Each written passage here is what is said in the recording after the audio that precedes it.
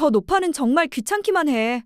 말만 많을 뿐이야. 나는 부엌 한가운데서 얼어붙었다. 그 말이 여전히 귓가에 맴돌았다 끄지도 못한 전화기에서 흘러나온 생생한 목소리였다. 지혜가 깜빡 끊지 않았는지 아니면 일부러 내가 듣게 한 건지 모르겠다. 그 순간 내 심장은 마치 바닥에 떨어진 듯했다. 나는 탁자에 손을 짚고 간신히 숨을 고르려 했다. 닭 삶는 냄비는 아직도 부글부글 끓고 튀긴 파 냄새가 코끝을 스쳤지만 나는 아무 감각도 느끼지 못했다. 그런 말을 익숙해졌다고 해도 익숙함이 곧 아픔의 부재를 의미하는 건 아니었다. 나는 불을 끄고 물을 버리려 했다. 바로 그때 전화벨이 다시 울렸다. 지혜였다. 그녀의 목소리는 달콤했지만 소름이 끼칠 정도였다. 엄마 오늘 출석이잖아요. 우리 엄마 데려가서 보양닭 먹으려고요. 오랜만에 밖에서 같이 먹는 거죠?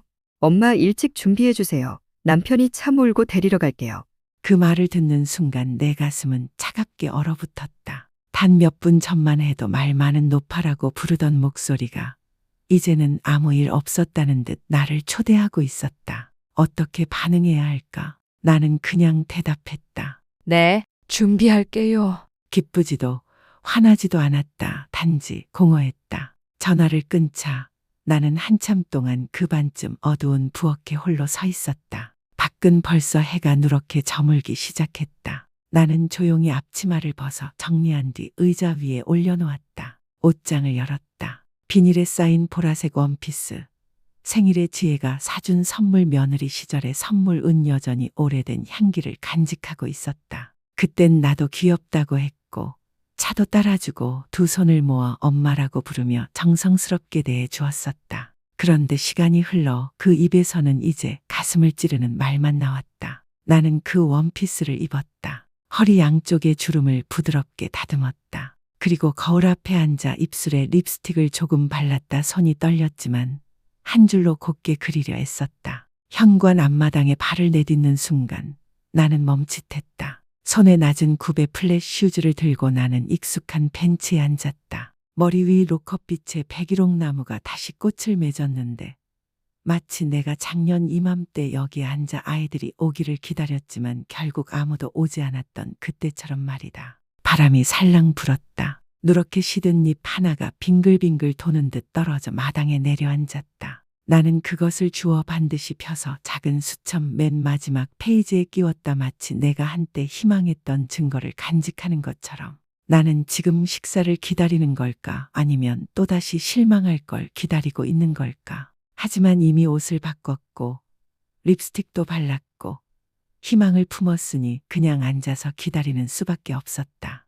나는 그곳에 등이 약간 굽은 채로 손을 무릎 위에 가지런히 얹고 시선은 집 앞길로 향했다. 곧 익숙한 차가 나타나겠다고 믿으며 지금 막 3시 반이 넘었고 무더운 여름의 습기가 두 손바닥을 적시고 있었지만 나는 태도를 고수했다. 일어서지 않고 자리를 떠나지 않고 단지 조금이라도 돌아서면 그들이 와도 내가 아직 준비 안 된 줄 알까 두려웠다. 부채를 꺼내 부채질을 했다. 살랑 부는 바람은 인도 꽃나무에 자스민 향을 실어날랐다. 풍경은 평온했지만 내 마음만은 찬물결쳤다. 4시 10분 전 전화가 울렸다. 나는 속으로 기뻐했다. 곧 도착하겠지. 하지만 아니었다. 지혜였다. 급한 목소리로. 엄마 차가 펑크 났어요. 견인차 기다리는 중이라 좀 늦을 것 같아요. 엄마 조금만 더 기다려줘요. 나는 최대한 평온한 목소리로 말했다. 응, 괜찮아. 엄마 기다릴게. 전화를 끊고 핸드폰을 꼭 쥐었다. 멍하니 앞을 바라보며 스스로에게 말했다. 그냥 타이어 하나일 뿐이야. 한 30분이면 되겠지. 4시 반, 5시, 그리고 5시 반. 무릎이 저리기 시작했다. 일어나 몇 걸음 걷다가 다시 앉았다. 등 뒤로 땀이 배어 셔츠가 눅눅해졌다. 주머니에서 손수건을 꺼내 이마를 가볍게 닦았다. 모기들이 귓가에서 윙윙거리기 시작했다. 5시 45분. 나는 집 안으로 들어가 물병을 꺼냈다. 뚜껑을 열고 한 모금 마셨다. 그리고 다시 현관으로 나갔다. 6시가 가까워졌다. 나는 점점 의문이 들기 시작했다. 정말 올 생각이 있었던 걸까? 6시 15분. 나는 현관 불을 켰다. 어스름이 내리고 뒷마당에서는 벌레 소리가 요란하게 울렸다. 핸드폰을 집어들고 전화를 걸까 했지만 결국 내려놓았다. 방해하고 싶지 않았다. 또다시 말이 많다. 는 소리를 듣고 싶지 않았기에 6시 38분 문자 알림이 떴다. 엄마, 견인차가 너무 늦게 왔어요. 우리 오늘은 안 될 것 같아요. 다음에 봬요. 정말 죄송해요. 나는 그 문장을 오랫동안 바라보았다. 혹시라도 좀 더 자세히 보면 진심이 묻어나 있을까 싶어서. 하지만 아니었다. 매끄럽고 정돈된 아무 감정도 담기지 않은 문장이었다. 마치 내가 아주 간단히 취소해도 되는 의미 없는 약속처럼 여겨졌다. 묻지 않았다. 다시 전화하지도 않았다. 내가 얼마나 오래 기다렸는지, 뭘 먹었는지, 속상했는지 아무도 궁금해하지 않았다. 나는 자리에서 일어났다. 집 안으로 들어가 신발을 벗고 목도리를 풀고 원피스를 옷걸이에 다시 걸었다. 작은 주름을 다려내고 천으로 덮은 후 비닐봉지에 넣어 선반에 올려놓았다. 부엌에는 아침부터 끓여놓았던 닭곰탕이 여전히 남아있었다. 아이들이 먹고 속을 덮이라고 가져가려 했던 그것. 나는 불을 켜고 다시 데웠다. 작은 그릇에 한 그릇 떠서 식탁에 앉았다. 혼자서 먹었다. 아무 말도 없이, 아무 생각도 없이 그저 숟가락이 그릇에 부딪히는 소리만이 규칙적으로 울렸다. 국물은 여전히 뜨거웠다. 생강과 파, 인삼 냄새가 공기 중에 퍼졌다. 하지만 삼킬 때는 밋밋하고 목에는 씁쓸함이 남았다. 나는 그릇을 싱크대에 엎어놓고 식은 차를 잔에 따랐다. 식탁 의자를 끌어당겨 앉았다. 거기엔 오래된 가족사진 액자가 놓여 있었다. 나는 한참 동안 그것을 바라보았다. 그 순간 나는 울지 않았다. 그저 공허함만이 있었다. 마치 냉동고 문을 열고 서서 자신이 무엇을 찾고 있는지도 모른 채 안을 들여다보는 사람처럼. 그때 나는 깨달았다. 오늘 취소된 건 단순한 식사가 아니었다. 나라는 존재가 또다시 제때 찾아갈 가치조차 없는 존재로 여겨졌다는 사실. 또다시 모든 것보다 뒤로 밀린 존재라는 것. 나는 노란 불빛 아래 가만히 앉아 의자에 곱게 접어놓은 보라색 원피스를 살짝 만졌다. 기다림은 익숙했다. 하지만 외면당할 때마다 가슴은 여전히 처음처럼 아팠다. 다음 날 아침 나는 일찍 일어났다. 안개 낀 회색 하늘이었지만 더 누워있고 싶진 않았다. 아마 세상이 깨기 전 먼저 일어나는 습관 때문이었거나 아니면 어젯밤 제대로 잠을 이루지 못해서였을 것이다. 밤새도록 나는 그 말만을 생각했다. 저 노파는 정말 귀찮기만 해. 말만 많을 뿐이야. 작은 바늘처럼 가슴을 찌르는 그 말. 나는 물을 끓이기 위해 주전자를 올리고 마당으로 나가 현관 주변을 정리했다. 아침 바람은 시원하게 불어와 축축한 흙과 마른 잎 냄새를 실어 나르며 스쳤다. 화단 주변 쓰레기를 줍다가 집 옆 작은 쓰레기통이 가득 찬 것을 보았다. 그건 아이들이 올 때마다 아무렇게나 쓰던 그 통이었다. 몇 주째 아무도 오지 않았지만 어제 아침 일찍 지혜가 짐 싣고 지나가는 걸 본 기억이 났다. 내가 완전히 깨기도 전이었다. 아마 뭔가를 버렸을지도 모른다. 나는 쓰레기 봉투를 묶으려다 안에서 구겨진 종이 한 장이 발치로 떨어지는 걸 보았다. 반짝이는 코팅 종이로 된 영수증이었다. 잉크도 아직 선명했다. 나는 그것을 주워 들었다. 고급 브랜드 매장에서 산 가방 영수증. 가격 198만 원. 시간 어제 오후 4시 10분.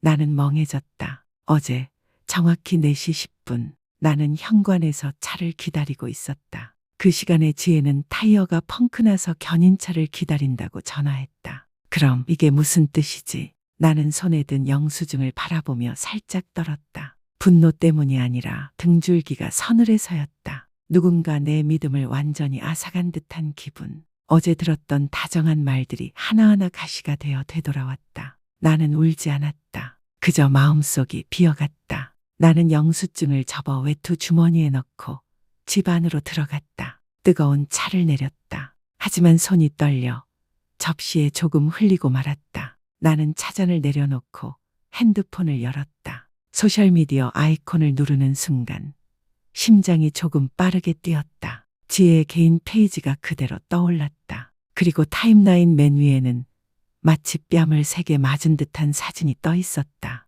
그녀는 빨간 원피스를 입고 고급 레스토랑에서 환하게 웃고 있었다. 한 손엔 화이트 와인잔, 목에는 새 목걸이, 그리고 그녀 뒤쪽 유리창에는 익숙한 차가 반사되어 있었다. 내 아들이 모는 그 차였다. 나는 눈을 가늘게 떴다. 번호판은 흐릿했지만 나는 헷갈리지 않았다. 그 차는 내가 명의 등록을 했고 계약 마지막 할부금을 마련하려 야간 아르바이트까지 했던 바로 그 차였다. 사진 아래엔 이렇게 쓰여 있었다. 칠성 맞이 고급 데이트, 자격 있는 하루 언니들이랑 힐링 완료.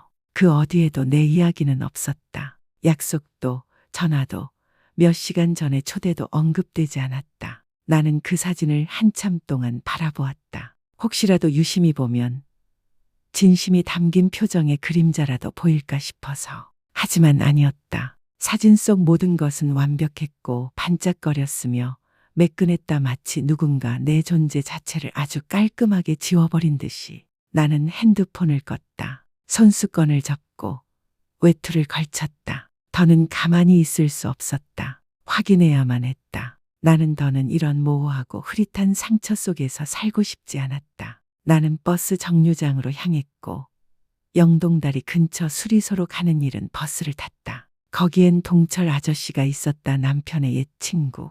동네에서 간방 갔다 온 놈이라며 욕먹었지만 남편만이 그에게 일자리를 줬었다. 그때 동철은 감동해서 마당 한가운데 무릎을 꿇고 이렇게 말했다. 형님은 진짜 사람입니다. 평생 이 은혜 잊지 않겠습니다. 수리소는 그대로였다. 기름 냄새 가득하고 망치 소리가 쨍쨍 울렸다. 동철은 여전히 차 밑에 엎드려 낡은 작업복을 입고 있었다. 나는 잠시 그 앞에서 서 있다가 천천히 다가가 조용히 말했다. 제 아들 차 블랙박스 메모리 좀 받을 수 있을까요? 명의는 제 겁니다. 어제 차가 고장 났다며 절 데리러 못 왔다고 했는데 어디가 고장 났는지 직접 보고 싶습니다. 동철은 고개를 들어 나를 한 번 보고 말없이 고개를 끄덕였다. 아무것도 묻지 않았다. 단지 이렇게 말했다. 차 번호 알려주세요. 10분 안에 준비해 드릴게요.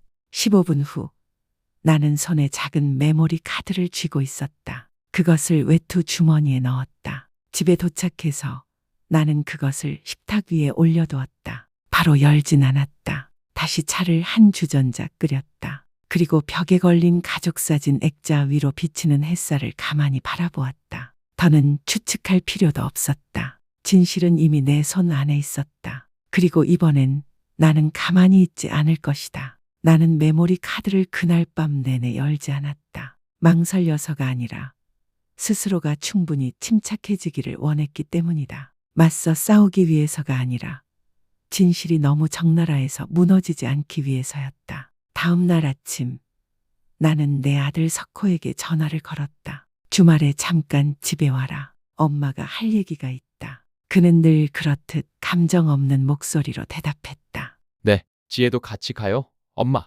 나는 고개를 끄덕였다. 그래, 다 같이 와라. 토요일 오후 햇살은 였고 매미 소리는 드문드문했다. 나는 작은 찻상을 준비했다. 찻잔 3개, 과자도 과일도 없이 단지 차와 가운데에 놓인 작은 회색 USB 하나. 두 사람은 함께 들어왔다. 지혜는 베이지색 원피스를 입고 새 가방을 손에 들고는 억지 미소를 지으며 말했다. 엄마 갑자기 부르신 거 보니 중요한 일이신가 봐요. 괜찮으세요?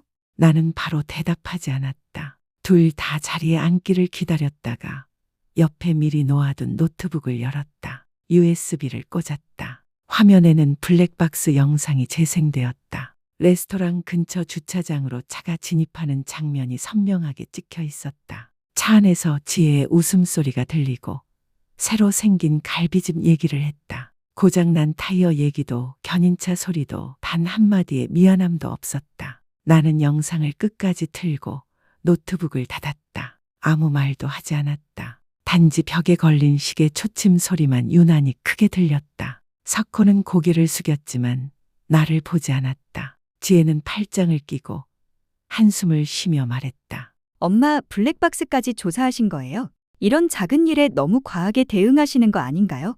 나는 그를 똑바로 바라보았다. 오래도록. 하지만 화나지도 슬프지도 않았다. 내 눈동자에는 그저 공허함만이 있었다. 작은 일이야? 엄마는 4시간이나 기다렸다. 그리고 결국 혼자서 어둠 속에서 밥을 먹었어. 그 시간에 너희는 파티에 갔지. 그걸 작은 일이라고 부르는 거야? 그리고 며칠 전 전화를 끊지 않고 남긴 그 말, 전 오빠는 귀찮기만 하고 말만 많지. 엄마는 그 말 하나하나 다 기억하고 있어. 아무도 말하지 않았다. 아무도 나를 바라보지 않았다. 나는 자리에서 일어나 안방으로 들어갔다가 이미 출력해둔 서류를 가지고 나왔다. 자동차 매매 계약서였다. 차는 4명이었고 이제 나는 그것을 팔았다. 나는 서류를 테이블에 내려놓고 담담하게 말했다. 그 차는 엄마가 빚을 내서 산 거야. 명의도 엄마 이름이지. 이제 팔았어.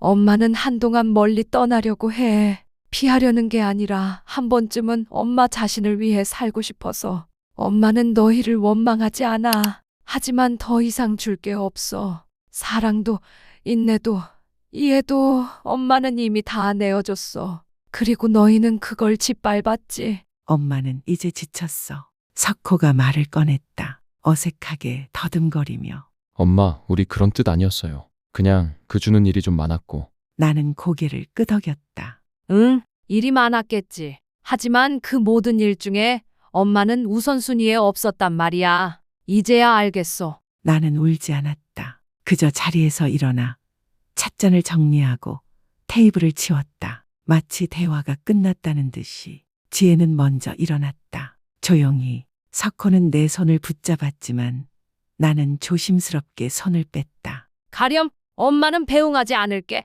나는 문을 닫았다. 조용히. 마치 지난날의 한 장을 덮듯이. 그날 오후 나는 현관에 앉아 나뭇잎 사이로 스며드는 햇살을 바라보았다. 후회도 없었고 마음이 편한 것도 아니었다. 그저 차분했다. 수년 만에 처음으로 나는 누군가를 기다리지 않아도 되는 시간을 보냈다. 그날 이후 문 앞에 차 멈추는 소리는 들리지 않았다. 누구도 밥 먹었어요. 몸은 괜찮아요? 라 묻지 않았다. 그런 말들은 원래도 형식적인 인사에 불과했지만 하지만 이번은 달랐다. 바쁨 때문이 아닌 침묵. 둘 다 알았기 때문이다. 선을 넘었다는 걸. 나는 마음이 가볍지도 않았고 기분이 후련하지도 않았다. 그저 공허했다. 마치 폭풍이 지나간 후 정리된 집안에 남은 바람 소리처럼. 다음 날 나는 옛 차와 관련된 모든 서류를 박스에 담았다. 대출 서류, 보험 계약서,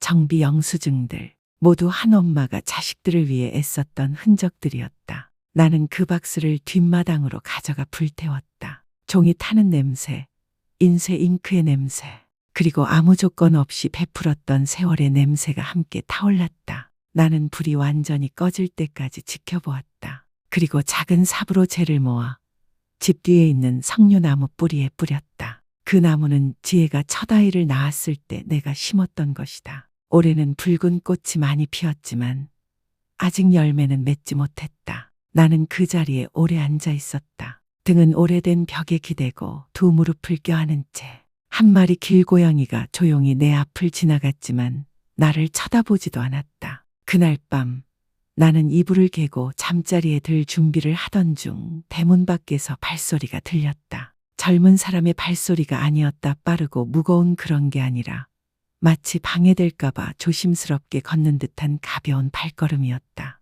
나는 현관 불을 끄고 창문을 살짝 열어보았다. 누군가가 망설이며 서 있었다. 그리고 조용한 소리와 함께 우편함이 열리는 소리가 들렸다. 한 통의 편지가 떨어졌다. 발소리가 멀어질 때까지 기다렸다가 나는 밖으로 나갔다. 크림색 봉투였다. 이름도 주소도 없이 단지 한쪽 구석에 작게 적힌 글씨. 죄송해요. 나는 봉투를 열었다. 지혜의 편지였다. 처음 며느리로 왔을 때 장을 봐달라며 쪽지에 적던 그 글씨였다. 엄마, 제가 잘못했어요. 엄마는 신경 안 쓰시는 줄 알았어요. 나이 드셨고 들으셔도 금방 잊으시는 줄 알았어요. 그런데 엄마는 다 기억하고 계셨네요. 일부러 들으시라는 것도 아닌데요. 엄마가 항상 참아주시니까 저는 계속 그게 당연한 줄 알았어요. 하지만 소리치지 않아도 깊게 남는 상처가 있다는 걸 몰랐어요. 엄마가 차를 파신 것도 알아요. 엄마가 이제 엄마 자신을 위해 사셔야 한다는 것도요. 그런데 언젠가 엄마가 허락해 주신다면 한번 엄마를 식사에 초대하고 싶어요. 보상하려는 게 아니라 처음부터 다시 시작하고 싶어요. 이번엔 명절도 의무도 아니고 그냥 진심으로요. 나는 그 편지를 반복해서 읽었다. 읽을 때마다 마음이 조금씩 풀리는 느낌이었다. 눈물은 나지 않았다. 하지만 편지를 꼭 쥐었다. 마치 놓치면 날아가 버릴까봐. 나는 그것을 조심스럽게 접어 방 안 작은 나무 상자에 넣었다. 그 안에는 오래된 손편지들, 몇 권의 일기장, 그리고 돌아가신 남편이 쓰다 만수놓은 손수건이 들어있다. 이틀 뒤 늦은 오후 문 앞에서 조심스럽게 울리는 초인종 소리가 들렸다. 문을 열자 석호가 서 있었다. 차는 없이 손에 사과 한 봉지와 천으로 감싼 도시락을 들고. 엄마, 지나가다가 시장에서 사과가 맛있어 보여서요. 좀 드시라고 들렀어요. 그는 내 눈을 마주치지 않았다. 그저 말을 하며 사과를 접시에 올리고 도시락을 열었다. 김밥 연습했어요. 예전엔 지혜가 싸줬는데 이번엔 제가 해봤어요. 맛은 자신 없지만 엄마 드셔보세요. 나는 아들을 바라보았다. 머리엔 흰 머리가 몇 가닥, 셔츠 깃은 구겨졌고 눈 밑엔 다크서클이 짙었다. 나는 의자를 끌어당겨 앉고 김밥 한 조각을 집었다. 밥은 조금 질었고 김은 삐뚤게 말렸고 속재료는 한쪽으로 치우쳐 있었다. 하지만 나는 비난하지 않았다. 그저 천천히 씹고는 말했다. 처음 치고는 잘했네. 석호는 고개를 들어 나를 오래 바라보았다. 아무 말 없이 고개를 끄덕이고는 손수건을 꺼내 내 손을 닦아주었다. 그가 돌아갈 때 나는 배웅하지 않았다. 하지만 이번엔 대문을 바로 잠그지 않았다. 나는 현관에 서서 그가 멀어지는 뒷모습을 지켜보았다. 마음이 조금 따뜻해지는 걸 느꼈다. 용서해서가 아니었다. 그저 사람들이 다시 다정해지는 법을 배우기 시작했다는 걸 알았기 때문이다. 늦었지만 진심이라는 걸. 나는 아무것도 쓰지 않았다. 편지도 메모도 없이 그저 조용히 짐을 챙기고 어느 이른 아침 마치 한평생 타인을 위해 머물던 삶에서 처음으로 자신에게 휴가를 주는 사람처럼 집을 나섰다. 나는 떠나는 게 아니었다. 그저 나아가는 거였다. 혼자 먹는 밥상에서, 헛된 약속들에서, 거짓말을 할 때조차 눈도 마주치지 않던 며느리의 시선에서, 그리고 몇십 년 동안 문 뒤에서 누군가를 기다리기만 했던 내 그림자에서 아무에게도 목적지는 말하지 않았다. 그저 비행기 표를 예약하고 작고 간단한 투어 코스를 정했다. 12일 동안 파리, 로마, 바르셀로나 각 도시의 3에서 4일 머무르며 많이 걷고 천천히 먹고 내가 상상한 것보다 훨씬 많이 웃었다. 내가 처음 보낸 엽서에는 이른 아침 햇살 아래 에펠탑이 찍혀 있었다. 샹드마르 공원 근처 기념품 가게에서 샀고 오래된 나무 벤치에 앉아 길가에서 바로 적었다. 파리는 아름다웠어요.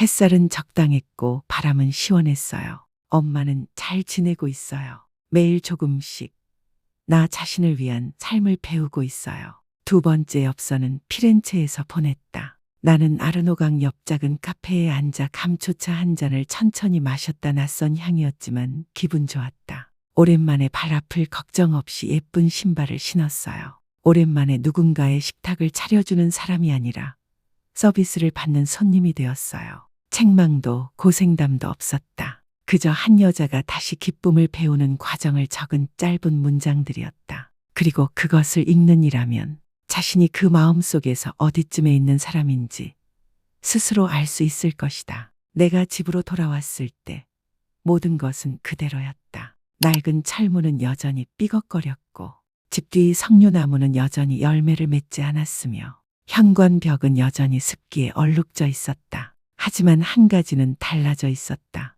대문은 새 페인트로 칠해져 있었고 마당엔 새로 깔린 벽돌이 작게 이어져 있었다. 그 여름 내가 물을 주다 넘어졌던 그 자리, 그리고 부엌 냉장고엔 손글씨로 쓴 쪽지가 붙어 있었다. 엄마, 저희 잠깐 들러 청소 좀 했어요. 미역국도 끓여뒀으니 냉장고에 넣어뒀어요. 마음에 안 드시면 버리셔도 돼요. 하지만 한 번만 드셔봤으면 좋겠어요. 나는 그들이 언제 왔는지 묻지 않았다. 왜 그랬는지도 묻지 않았다. 그저 냄비 뚜껑을 열고 국자를 하나 떠덮였다. 후추를 조금 뿌리고 고추도 몇 조각 썰어 넣었다. 맛은 특별하지 않았다. 하지만 따뜻했다. 그날 오후 지혜와 석호가 다시 찾아왔다. 꽃도 변명도 없이 그저 빈손으로 어색한 얼굴로 대문 앞에 섰다. 엄마, 건강하셨어요? 나는 고개를 끄덕이고 문을 열었다. 더 묻지 않았다. 예전 이야기도 꺼내지 않았다.